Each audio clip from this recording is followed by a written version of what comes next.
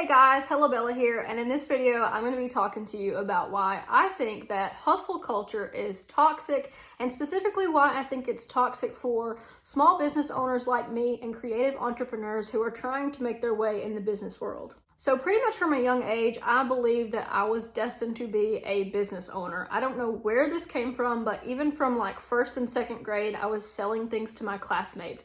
And as I got older, I opened a candy store when I was in high school, and then I began selling online when I was a little bit older than that. And then it turned into a full-fledged business. When I was growing up, I was learning about business through sources like Tim Ferriss's 4-Hour Workweek, and I was even watching movies like Wolf of Wall Street. And these movies all gave me inspiration. I started watching movies about startups, movies about Wall Street, and just basically how to become a millionaire. That was never something that crossed my mind that why did I want this? It was just something that I always felt like I was destined to achieve. So when college came around, I knew that I had to get some type of college degree. So I went ahead and got a business management degree with a focus in sales and marketing, because that's what all great entrepreneurs do. I never thought to question, why am I doing this? Once again, I just kind of did it because that's what entrepreneurs do. It really wasn't until like later on in my life that I started separating myself from my business and realizing that working constantly was not necessarily healthy. I had given up a lot and sacrificed a lot in order to be successful.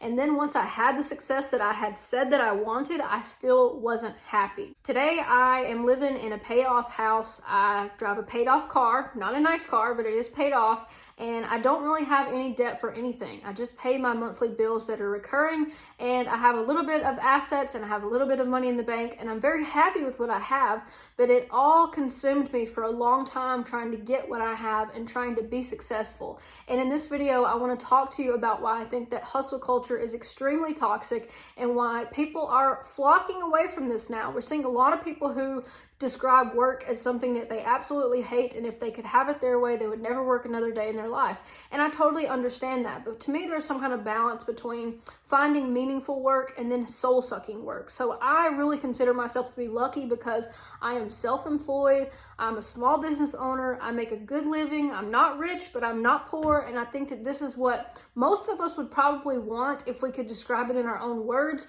But because of hustle culture, we've sort of got this extravagant idea about what would possibly make us happy. I actually realized that I wasn't really happy with anything that I was doing in my business, and I wasn't passionate about it. I felt like I was just ticking off boxes trying to get to the next milestone. One of the ways that I picked up on hustle culture was through Instagram. So I would follow these motivational hustle Instagram accounts that really were not reality. They were honestly probably just some teenager in their parents' basement trying to run an Instagram account. But they would post all these motivational quotes like work harder, do more than everyone else, nobody cares, keep working, keep trying. And these messages got embedded into my psyche to where I thought, like, if I'm not working, then I'm not producing, then I'm not good, I'm not worthy, I've got to do more, I've got to be better, I've got to get ahead of everyone else. At one point, I actually told myself that if I was not a millionaire by age 30, that I would consider myself a failure.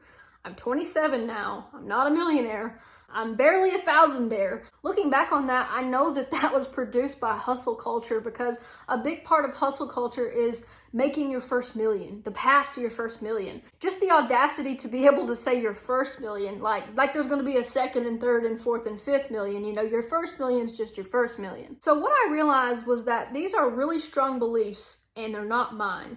And it took me a while to come to that conclusion. I'm not gonna lie, I'm in my late 20s now, and I think over the last couple of years I've realized that life is about so much more than money. My parents never really raised me to become obsessed with money. They raised me to believe in hard work, which is not the same as hustle culture. I think a lot of people may confuse the two, but to me, hustle culture is thinking that if you work longer and harder than everyone else, if you give up everything in your life to devote yourself to your business or your career, that you're going to gain a level of success that other people will not be able to access because they have not participated in the hustle culture like you have. Now, just straight out the gate, the main problem that I have with hustle culture is that it forces you to view your career or your job as your identity. It makes you take on what you are. So if you are a stock trader, then you're a trader. You're not Joe Schmo, you are Joe the trader. That becomes your entire identity. You wrap up value in that you don't see in anything else. The problem with making your career your identity is that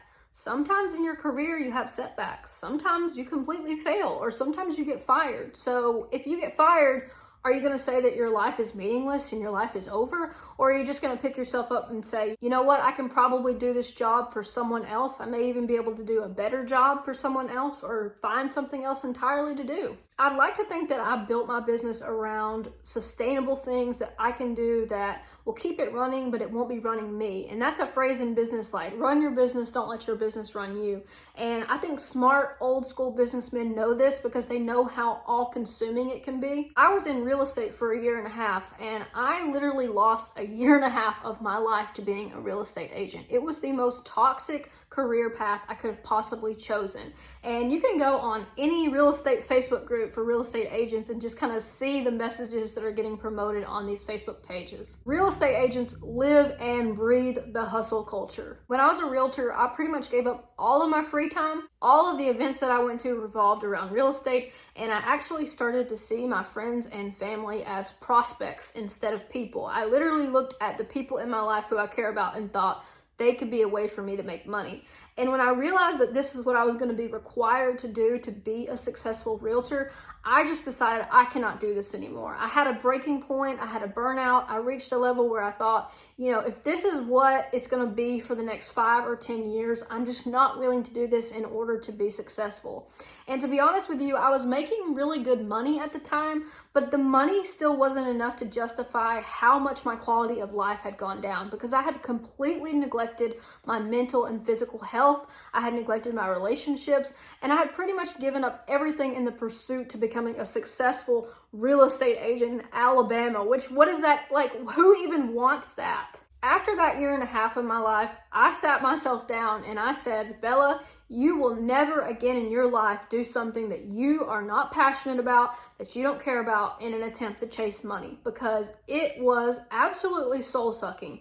It took a lot out of me, and it took a long time to recover from those experiences. Once again, I want to say that it's not bad to work hard to achieve your dreams or your goals, but what is bad is to participate in things that are not even your real dreams or your real goals. Goals that hustle culture has set for you because you've decided, okay, this is the measure of success, so this is the level that I have to reach here. And I'm not willing to stop until I get to that level. Another problem with hustle culture is that when people are not willing to participate in it, hustle culture looks down on those people. It views them as lazy, not ambitious, not willing to put in the work, not willing to grind, not willing to work over, not willing to come in for someone else's shift. Just because someone is not striving to be rich does not mean that their life and their pursuits are unworthy. This is what hustle culture wants people to believe. It wants you to believe that if you are not grinding, then you are not important. You are little, you are small, you make no contributions to society.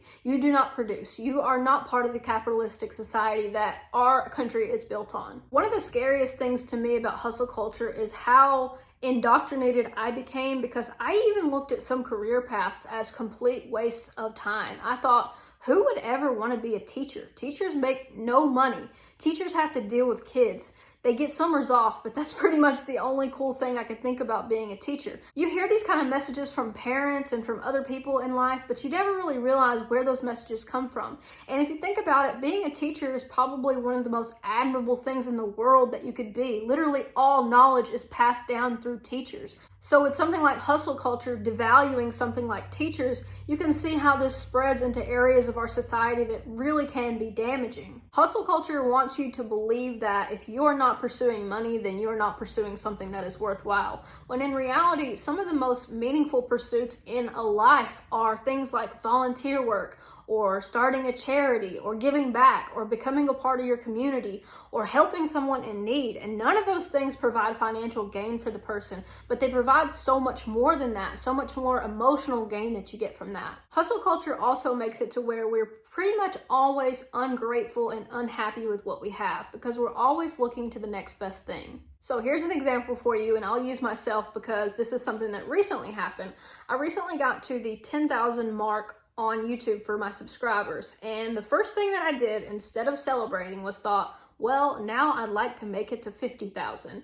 That is a result of hustle culture, because a long time ago, probably 3 or 4 years ago, I wrote down on a vision board that I really wanted to get to 10,000 subscribers. And I even remember marking it out because I had first written 1,000 and I said, no, 1,000's not enough. I want 10,000. And I thought that that was a huge amount of YouTube subscribers at the time. So in the last month, I get my 10,000 subscribers, and you know what I do? I say, that's not enough. We need more than that. And that's hustle culture, because really, what does that even mean? What do those numbers mean? They have nothing to do with what this channel is about. They don't validate me as a person. They don't even really validate me financially, because you don't really get paid per your subscribers. You get paid per your views. The only reason that I can think of that I wanted more subscribers was as a way to compare myself to other people who are in my niche or in my field. And this also happens with money. It happens with houses, cars. We are always wanting better when we are participating in hustle culture. We're never happy with where we're at. We're always trying to climb. So I've ranted enough about what it means to be a part of hustle culture. What I want to talk to you about now is basically how I've unraveled myself from hustle culture and how I'm trying to go forward with a new mindset. The first thing that you need to do is stop following all of these accounts of people that you have nothing in common with. You really don't need to follow accounts of people who are multimillionaires or celebrities, because we live totally different lives. We have different standards for what is good. And truth be told, if you weren't following these accounts, you would never know about these things. You need to find a way to stop comparing yourself to other people. One thing that I'm doing personally is I have started to learn to take breaks from my business. And I know how scary that can be. If you're a business owner, you may be thinking, I don't have time to take a break. I've got too much to do. The reality is that there are things that you should prioritize, things that have to get done, but not everything is a have to get done. Some things you would like to get done. And so for me, learning, okay, this is an A priority, this is a B priority, this is a C priority, and then realizing I can only get so much done in a day and have space left for Bella as a person and not Bella as a business owner. So being able to separate myself from my business has been extremely helpful. If you're self-employed, my suggestion is to make yourself sort of a tentative schedule and know, how many hours you want to work per day, and set boundaries with yourself, because I used to be someone who worked on Saturday and Sunday, and then I realized you're self-employed. Everything you have is paid off. You have money in the bank. Why are you working on the weekends? And, it's one of those things where you just stop and ask yourself, why am I working on the weekends? I don't really understand that. And it was a need to be productive. I literally felt like I was not doing enough if I was not working on the weekend, because that's what business owners do. We work. Now I've started to realize that I am more than my business. I'm more than my financial status. And yes, I do want to pursue financial independence. I do want to retire early. I do want to be able to never work again. I want to buy real estate properties. I want to have a bigger house. I think I can still want all of these things and value hard work without working myself to death.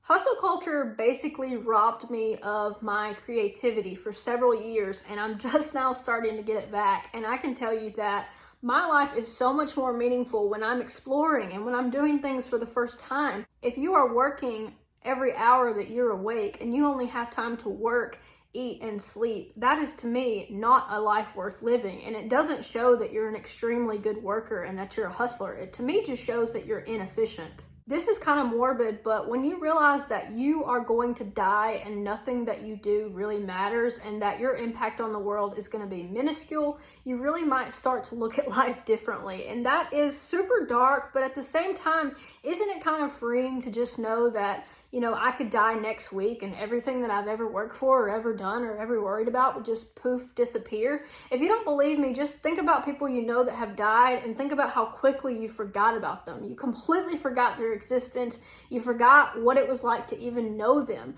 And that's the reality for all of us. No matter how much money we make, we cannot buy our way out of death. So when you look at life and you look at time as a temporary asset that only you have access to, you start to realize that money, while it is good and while it is useful, is not the only thing in life. At a certain point, I really believe that you pay a price for participating in hustle culture. The price is your livelihood. The price is your creativity. The price is time with your family, your friends. It's even time with yourself that you can never get back. For me, this topic is really important to cover because I am someone who was deeply indoctrinated with hustle culture to the point of where I put a lot of my value on my career and on money. And I'm finally starting to see that this is not what my life is supposed to be about. This cannot be all there is. And fortunately for me, I have learned this lesson in their 20s, but there is nothing more depressing than seeing someone in their 50s and 60s who is looking back on their life and wishing that they had worked less.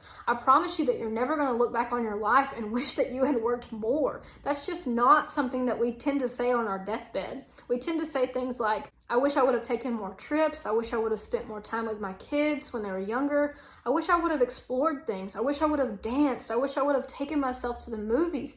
I wish I would have took better care of my body. I wish I would have apologized to that person. Most of all, you wish that you would have made time for yourself, because at the end of the day, we are all we have, and our place in this world is not supposed to revolve around work and money. Guys, thank you so much for watching the video. If you enjoyed this, please give it a thumbs up. If you like my perspective and you want to see more videos like this, you can always subscribe to the channel. Thank you guys so much for watching. I'll catch you in the next one. Take care until then, okay?